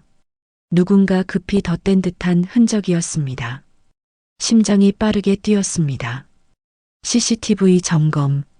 그 말이 무엇을 의미하는지 알 것 같았습니다. 증거를 지우려는 계획, 흔적을 없애려는 시도. 휴대폰을 들었습니다. 하지만 전화를 걸지 못했습니다. 누구에게 말해야 할까요? 길동에게? 아직은 아니었습니다. 증거가 부족했습니다. 그리고 무엇보다 길동은 믿어주지 않을 것 같았습니다. 거실에서 길동의 목소리가 들렸습니다. 사랑해, 은하야. 빨리 결혼하고 싶어? 그 말이 칼처럼 가슴을 찔렀습니다. 내 아들은 행복했습니다. 사랑에 빠져 있었습니다. 그런데 나는 그 행복을 부수려 하고 있었습니다. 혼자인 게 느껴졌습니다. 완전히 혼자였습니다. 이 싸움은 나 혼자 하는 거였습니다. 길동도 모르고 은하는 적이고 미자는 더 큰 적이었습니다. 도윤에게 조용히 문자를 보냈습니다. CCTV 점검 날짜 확인 가능한가요? 증거 없어질 것 같아요. 답장이 빨리 왔습니다. 내일 아침에 금은방 가볼게요. 걱정 마세요. 걱정 마라. 하지만 걱정이 되었습니다. 시간이 없었습니다. 금요일까지 며칠 남지 않았습니다. 그때까지 모든 걸 끝내야 했습니다. 달력을 펼쳤습니다. 오늘이 화요일, 금요일까지 사흘. 너무 짧았습니다. 장부에서 본 날짜와 사이즈를 다시 메모장에 옮겨 적었습니다. 손이 떨렸습니다.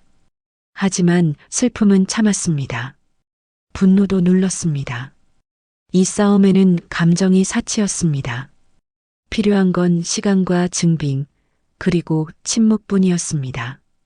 파일을 다시 펼쳤습니다. 경고 쪽지, QR 화면, 영수증, 보증서, 녹취록, 서류들 하나하나 다시 확인했습니다. 충분할까요? 길동을 설득하기에 충분할까요? 문득 두려움이 올라왔습니다. 만약 길동이 믿어주지 않으면 어쩌죠? 만약 은하가 더 교묘하게 빠져나가면 어쩌죠? 만약 내가 틀렸다면 어쩌죠? 아니, 틀리지 않았습니다. 직감이 말해주고 있었습니다. 증거도 쌓여 있었습니다. 이건 확신의 문제가 아니라 용기의 문제였습니다. 수첩을 다시 펼쳤습니다. 새로운 페이지에 적었습니다. 사흘 안에 모든 것을 끝내야 한다. CCTV 점검 전에, 증거가 사라지기 전에. 거실에서 길동의 통화가 끝났습니다. 발소리가 복도를 지나갔습니다. 방문 앞에서 멈췄습니다. 노크 소리. 어머니, 주무세요? 아니, 앉았어. 나는 파일을 재빨리 서랍에 넣으며 대답했습니다. 혹시 괜찮으세요? 요즘 얼굴이 안 좋으신 것 같아서. 괜찮아. 걱정 마. 목소리가 조금 흔들렸습니다. 정말요? 응. 잘 자. 발소리가 멀어졌습니다. 나는 깊게 숨을 쉬었습니다. 거짓말을 했습니다. 괜찮지 않았습니다. 하지만 아직은 말할 수 없었습니다. 창밖을 봤습니다. 달이 없었습니다. 어두운 밤이었습니다. 별도 보이지 않았습니다. 마음도 그랬습니다. 어둡고 외로웠습니다. 하지만 포기할 수 없었습니다. 이제 와서 멈출 수 없었습니다. 여기까지 왔는데 물러설 수 없었습니다. 수첩을 다시 펼쳤습니다. 마지막 페이지에 적었습니다. 혼자여도 괜찮다. 진실이 내 편이다. 침묵은 기록이 된다. 글씨를 쓰는 손이 떨렸습니다. 하지만 멈추지 않았습니다. 한 글자 한 글자 또박또박 적어 내려갔습니다. 이것이 내가 할 수 있는 전부였습니다. 기록하고 모으고 기다리는 것. 그리고 적절한 순간에 모든 것을 드러내는 것. 그날 밤 잠이 오지 않았습니다. 천장을 보며 생각했습니다. 사흘 후면 모든 게 끝날 겁니다. 진실이 드러나거나 아니면 내가 틀렸다는 게 증명되거나. 하지만 틀리지 않았습니다. 확신했습니다. 다음 날 아침 도윤에게서 전화가 왔습니다. 목소리가 급했습니다. 금은방 사장이 금요일에 시스템 리셋한다고 했습니다. 모든 기록이 사라질 수 있다고. 가슴이 철렁했습니다. 시간이 없었습니다. 이틀, 단 이틀밖에 남지 않았습니다. 도윤이 물었습니다. 언제 길동에게 말할 거냐고. 나는 대답했습니다. 오늘이라고. 전화를 끊고 파일을 챙겼습니다. 손이 떨렸습니다. 하지만 더 이상 미룰 수 없었습니다. 점심때 길동이 집에 왔습니다. 은하와 함께였습니다. 예정에 없던 방문이었습니다. 두 사람은 웃고 있었습니다. 행복해 보였습니다. 상견례 날짜를 잡으러 왔다고 했습니다. 나는 그들을 보며 숨을 깊게 들이쉬었습니다. 지금이었습니다. 지금 말하지 않으면 영영 말할 수 없을 것 같았습니다. 길동에게 할 얘기가 있다고 했습니다. 지금 해야 한다고. 은하의 표정이 미묘하게 변했습니다. 경계하는 눈빛이었습니다. 길동은 어리둥절한 표정으로 나를 봤습니다. 나는 파일을 꺼냈습니다. 테이블 위에 올려놓았습니다. 두툼한 파일이었습니다. 파일을 펼쳤습니다. 경고 쪽지가 제일 위에 있었습니다. 그 다음 QR 화면 캡처, 영수증과 보증서, 날짜 차이를 표시한 메모, 녹취록, 거래 내역서, 접수카드 사본. 길동의 얼굴이 점점 굳어갔습니다. 은하는 일어서려 했습니다. 은하가 날카롭게 물었습니다. 이게 대체 뭐냐고. 사생활 침해 아니냐고. 몰래 조사한 거냐고. 목소리가 높았습니다. 길동이 서류를 보고 있었습니다. 손이 떨렸습니다. 얼굴이 창백해졌습니다. 진짜냐고 물었습니다. 목소리가 갈라졌습니다. 나는 대답했습니다. 다 확인했다고. 은하가 소리쳤습니다. 어머님, 이거 오해예요. 나는 조용히 물었습니다. 어디가 오해냐고. 은하는 날짜 차이도 QR 이력도 다 설명할 수 있다고 했습니다. 나는 말했습니다. 그럼 설명해 보라고. 왜 같은 반지가 다른 남자 명의로 한 달 전에 등록됐는지. 순간 정적이 흘렀습니다. 은하의 얼굴이 하얗게 질렸습니다. 길동이 서류를 내려놓았습니다. 손으로 얼굴을 감쌌습니다. 숨소리가 거칠어졌습니다. 그리고는 천천히 입을 열었습니다. 어머니, 혹시 어머니가 은하를 질투하시는 거 아니에요? 은하가 예쁘고 젊고 저한테 잘해주니까. 어머니가 외로우셔서. 그 말이 칼처럼 가슴을 찔렀습니다. 질투, 외로움. 내 아들이 나를 그렇게 보고 있었습니다. 이 모든 증거를 모으고 밤을 새우고 혼자 견디고 그 모든 시간이 질투라는 한마디로 무너지는 기분이었습니다. 눈물이 차올랐습니다. 하지만 흘리지 않았습니다. 흘릴 수 없었습니다. 내가 날 그렇게 보는구나. 조용히 말했습니다. 길동이 뭔가 말하려 했습니다. 하지만 나는 말을 끊었습니다. 괜찮다고. 내 선택이라고. 파일을 다시 챙겼습니다. 길동이 손을 뻗었지만 나는 피했습니다. 방으로 들어가 문을 닫았습니다. 혼자 남았습니다. 완전히 혼자였습니다. 아들마저 날 이해하지 못했습니다. 바닥에 주저앉았습니다. 파일을 가슴에 안았습니다. 무거웠습니다. 모든 증거가 무거웠습니다. 하지만 아들의 그 말이 더 무거웠습니다. 질투, 외로움, 그렇게 보일 수도 있겠구나. 사랑하는 아들을 지키려는 마음이 질투로 보일 수도 있겠구나. 선을 긋는 엄마가 외로운 늙은이로 보일 수도 있겠구나. 눈물이 흘러내렸습니다. 참았던 눈물이 터졌습니다. 소리 없이 울었습니다. 아무도 들어서는 안 되는 울음이었습니다. 가슴이 찢어지는 것 같았습니다. 내가 뭘 잘못한 걸까? 아들을 지키려는 게 죄일까? 한참을 울고 나서 고개를 들었습니다. 거울에 비친 내 얼굴을 봤습니다. 늙었습니다. 지쳤습니다. 혼자였습니다. 눈이 빨갛게 부어 있었습니다. 하지만 포기할 수 없었습니다. 아들이 날 질투하는 늙은이로 봐도, 은하가 날 적으로 봐도 나는 알고 있었습니다. 내가 옳다는 것을, 이 증거들이 거짓말을 하지 않는다는 것을. 파일을 다시 펼쳤습니다. 증거들을 하나하나 봤습니다. 흐릿한 시야로 글씨를 읽었습니다. 이건 질투가 아니었습니다. 사랑이었습니다. 무거운 사랑이었습니다.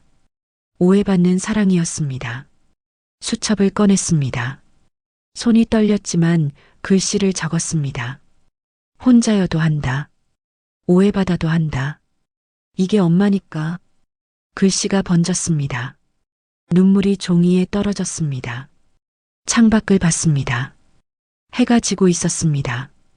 어두워지고 있었습니다. 마음도 그랬습니다. 하지만 내일은 또 해가 뜰 겁니다. 그리고 나는 계속 싸울 겁니다. 그날 밤 잠들지 못하고 앉아 있었습니다. 눈물은 이미 다 말랐습니다. 가슴은 여전히 아팠지만 머리는 차가워졌습니다. 질투라는 말에 무너졌다가 이제 다시 일어설 시간이었습니다.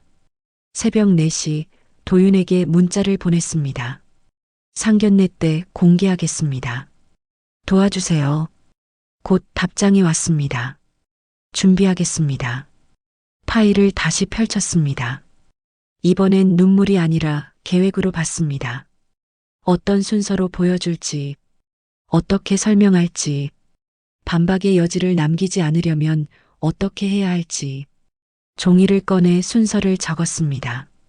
첫 번째, 경고 쪽지. 두 번째, 반지 각인 사진. 세 번째, QR 인증 화면. 네 번째, 날짜 조작된 영수증과 보증서. 다섯 번째, 녹취록. 여섯 번째, 사실조회 회신서. 일곱 번째, 접수카드 사본. 하나씩 순서대로 놓으면 이야기가 완성됩니다. 의심에서 시작해서 확신으로 끝나는 이야기. 질투가 아니라 진실인 이야기. 아침이 밝았습니다. 거울을 봤습니다. 부은 눈, 지친 얼굴. 하지만 눈빛은 달랐습니다. 어제보다 단단했습니다. 길동이 아침 식사하러 나왔습니다. 어색한 침묵이 흘렀습니다. 나는 먼저 입을 열었습니다. 상견례, 예정대로 해. 길동이 놀란 표정으로 나를 봤습니다. 어머니, 진심이세요? 응. 오히려 잘 됐어. 모든 분들 앞에서 얘기하는 게 낫겠어. 길동의 얼굴이 복잡해졌습니다. 뭔가 말하려다가 입을 다물었습니다. 나는 더 이상 설명하지 않았습니다. 도윤에게 전화를 걸었습니다. 상견례 날 함께 와달라고 했습니다. 증거 정리를 도와달라고. 그는 이미 준비하고 있다고 했습니다. 어머님, 프레젠테이션처럼 하면 될까요? 순서대로 보여드리면서. 아니요. 조용하게 하지만 확실하게. 알겠습니다. 제가 법적 부분 설명드릴게요. 전화를 끊고 옷장을 열었습니다. 상견례 때 입을 옷을 꺼냈습니다. 검은색 한복. 단정하고 품위 있는 옷이었습니다. 싸움복이었습니다. 이틀이 지났습니다. 상견례 당일 아침이었습니다. 집안 청소를 했습니다. 테이블을 닦았습니다. 의자를 정렬했습니다. 모든 게 정돈되어야 했습니다. 혼란스러운 진실을 보여주기 위해서는 공간만큼은 질서 있어야 했습니다. 도윤이 일찍 도착했습니다. 서류 가방을 들고 있었습니다. 우리는 거실에 앉아 마지막 점검을 했습니다. 증거 하나하나를 확인했습니다. 순서를 다시 맞췄습니다. 어머님, 각오하셔야 해요. 은하 씨가 거칠게 나올 수도 있어요. 괜찮아. 이미 각오했어. 길동 씨도 처음엔 못 믿으실 거예요. 알아. 그래도 해야 해. 정오가 되었습니다. 초인종이 울렸습니다. 은하와 미자가 왔습니다. 화려한 옷차림이었습니다. 미자는 금목걸이를 여러 개 걸고 있었습니다. 어머, 집 참 깔끔하네. 미자가 큰 소리로 말했습니다. 은하는 조용히 인사했습니다. 평소처럼 공손했습니다. 하지만 눈빛은 경계하고 있었습니다. 길동이 차를 준비했습니다. 모두 자리에 앉았습니다. 테이블 중앙은 비워뒀습니다.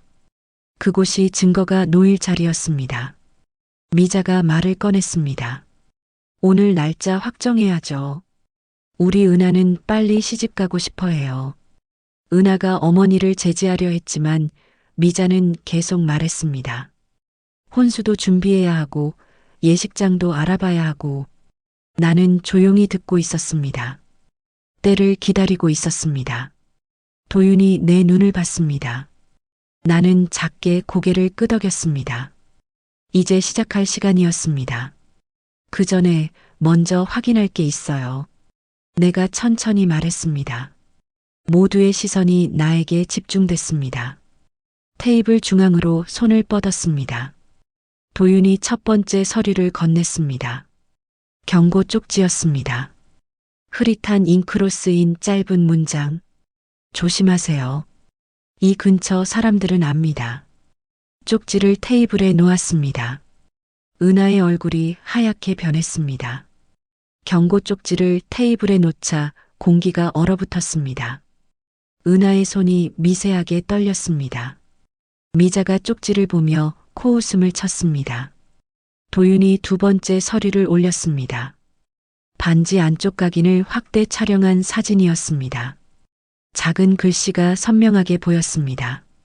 날짜와 이니셜, 그리고 세 번째로 QR 인증 화면 캡처, 초록불 정품 인증 완료 아래 작은 회색 글씨, 이전 등록 이력 존재. 은하가 입을 열었습니다. 어머님, 이건 오해예요. 제가 설명. 아직 끝나지 않았어요. 내 목소리는 차분했습니다. 네 번째 서류. 영수증과 보증서. 날짜가 일주일 차이 나는 두 문서. 도윤이 조용히 설명했습니다. 현금 결제의 날짜 조작. 법적으로 문제가 있는 거래 방식이라고. 다섯 번째. 녹취록이었습니다. 도윤이 휴대폰으로 짧은 녹음을 재생했습니다. 금은방 점장의 목소리가 흘러나왔습니다. 여자분이 한 달 전에 다른 분 명의로 먼저 등록하셨어요. 정적이 흘렀습니다. 길동의 얼굴이 창백해졌습니다. 여섯 번째. 사실조의 회신서. 같은 반지, 같은 사이즈, 다른 이름. 한 달 전 날짜. 길동의 이름 위에 다른 남자의 이름이 적혀 있었습니다. 일곱 번째. 접수카드 사본. 개인정보는 가려져 있었지만 메모란의 글씨는 보였습니다. 단골 고객. 특별 할인. 모든 증거가 테이블 위에 놓였습니다. 순서대로. 빠짐없이. 반박의 여지 없이. 은하의 얼굴에서 혈색이 사라졌습니다. 손끝이 파르르 떨렸습니다. 입술을 깨물었습니다. 오해라면 날짜와 사이즈가 왜 겹쳐요? 오늘과 다음 주는 왜 갈라져 있어요? 나는 조용히 물었습니다. 은하가 눈물을 보이기 시작했습니다. 어머님, 정말 오해예요. 그 남자는 누구예요? 금은방에서 본 그 사람.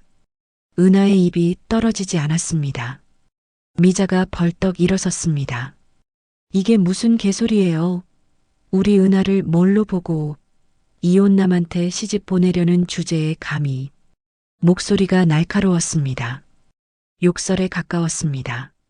길동이 고개를 숙였습니다. 이혼남. 그 단어가 아들을 짓눌렀습니다. 나는 미자를 똑바로 봤습니다. 이혼했어도 제 아들이에요. 함부로 말하지 마세요. 목소리에 힘이 들어갔습니다. 미자가 더 큰 소리로 욕을 했습니다. 하지만 나는 흔들리지 않았습니다. 길동이 천천히 고개를 들었습니다. 서류를 다시 봤습니다. 하나하나 천천히 읽었습니다. 손이 떨렸습니다. 입술이 파르르 떨렸습니다. 은하야. 길동의 목소리가 갈라졌습니다. 이게 진짜야? 다른 사람이랑 먼저 약혼 반지를 산 거야? 은하가 눈물을 흘리며 고개를 저었습니다. 하지만 대답은 하지 못했습니다. 그 침묵이 모든 걸 말해주고 있었습니다. 길동의 어깨가 무너졌습니다. 손으로 얼굴을 가렸습니다. 숨소리가 거칠어졌습니다. 나는 길동의 손을 가볍게 두드렸습니다. 그만하자. 오늘로.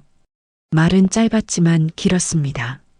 그 한마디에 담긴 시간과 잠 못 든 밤들이 길동의 눈에 비쳤습니다. 은하가 일어나려 했습니다. 미자가 소리를 질렀습니다. 욕설이 쏟아졌습니다. 하지만 그 소리들은 문 밖으로 흩어졌습니다. 의미 없는 소음이었습니다. 도윤이 조용히 서류를 정리했습니다. 길동은 여전히 고개를 숙이고 있었습니다. 나는 그의 어깨를 감싸 안았습니다. 아무 말도 하지 않았습니다. 말이 필요 없었습니다. 은하와 미자가 나갔습니다. 문이 쾅 닫혔습니다. 그 소리가 끝이었습니다. 거실이 조용해졌습니다. 길동이 천천히 고개를 들었습니다. 눈이 빨갛게 충혈되어 있었습니다. 어머니, 죄송해요. 제가 질투라고. 괜찮아. 어머니가 날 지켜주신 거였는데. 나는 아들의 손을 잡았습니다. 엄마니까. 그 한마디면 충분했습니다. 길동이 내 손을 꽉 쥐었습니다. 오랜만에 느껴지는 온기였습니다.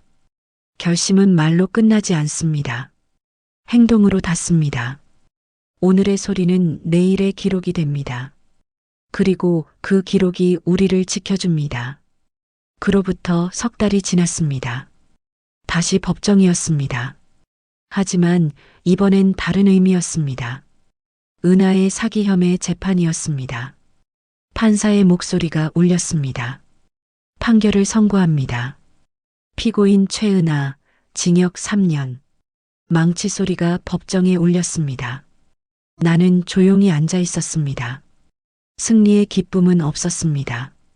다만 끝났다는 안도감만 있었습니다. 법정을 나서는데 기자들이 몰려들었습니다. 하지만 이번엔 도윤이 막아섰습니다. 우리는 조용히 법정을 빠져나왔습니다. 다음 날 아침 시장 가게 문을 열었습니다. 오랜만이었습니다.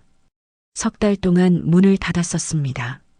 재판 준비로 바빴고 마음도 무거웠고 여유가 없었습니다. 가게 안을 정리했습니다. 먼지를 닦았습니다. 진열대를 정돈했습니다. 시계 초침이 또박또박 하루를 박았습니다.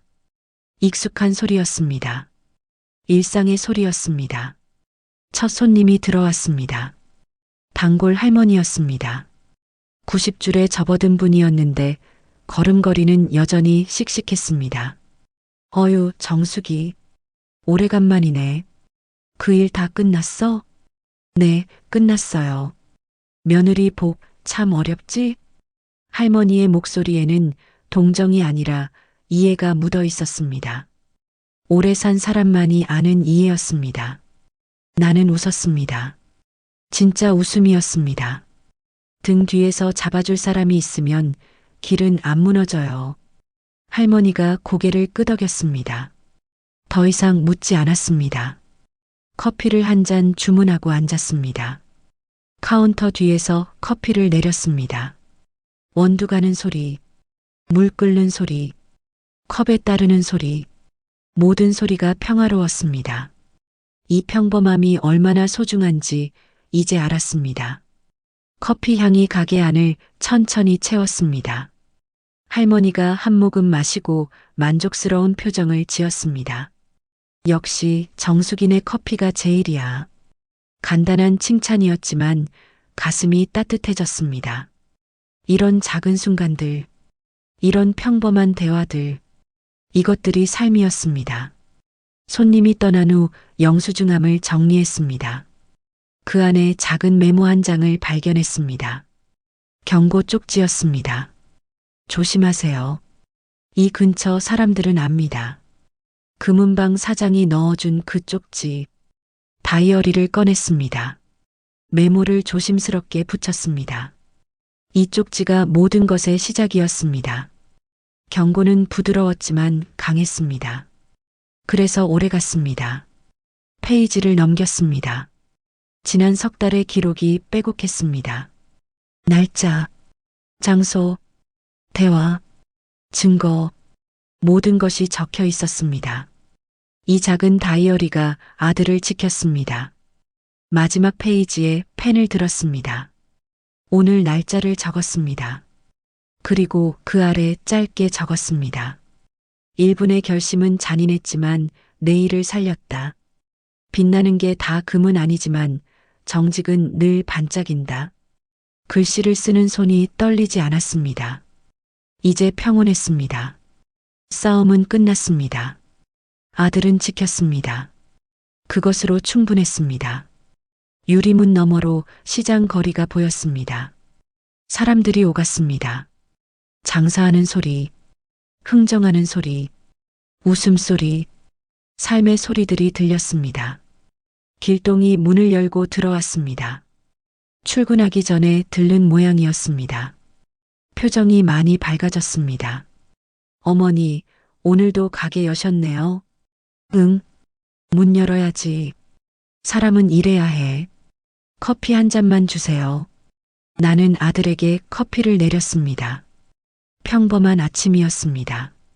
하지만 이 평범함을 되찾기 위해 얼마나 싸웠는지, 이 일상을 지키기 위해 얼마나 외로웠는지, 길동이 커피를 한 모금 마시고 말했습니다.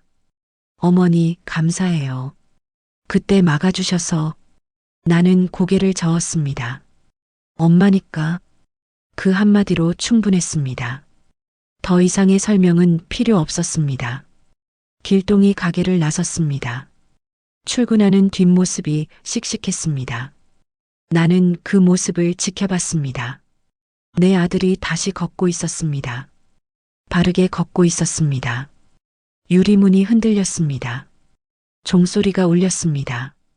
새 손님이 들어왔습니다. 나는 미소를 지으며 인사했습니다. 어서 오세요. 하루가 시작되었습니다. 평범하지만 소중한 하루. 그리고 문득 마음속으로 되뇌었습니다. 그래, 1분이면 충분하다. 사람의 마음을 알아차리는데, 내 아이를 지키기로 결심하는데, 그리고 다시 일상으로 돌아오는데, 1분이면 충분합니다. 1분. 사람의 진심을 알아보는 데는 1분이면 충분했습니다. 하지만 그 1분의 직감을 증명하는 데는 석 달이 걸렸습니다. 혼자였습니다. 질투하는 늙은이로 오해받았습니다. 밤마다 울었습니다. 하지만 포기하지 않았습니다. 왜냐하면 엄마니까요.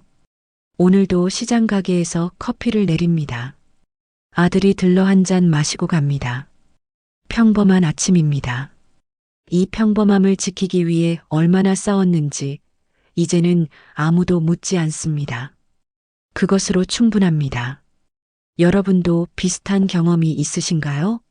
내 자식을 지키기 위해 혼자 싸워야 했던 순간, 오해받으면서도 끝까지 버텨야 했던 그 시간, 댓글로 나눠주세요. 여러분의 이야기가 누군가에게는 용기가 될 수 있습니다.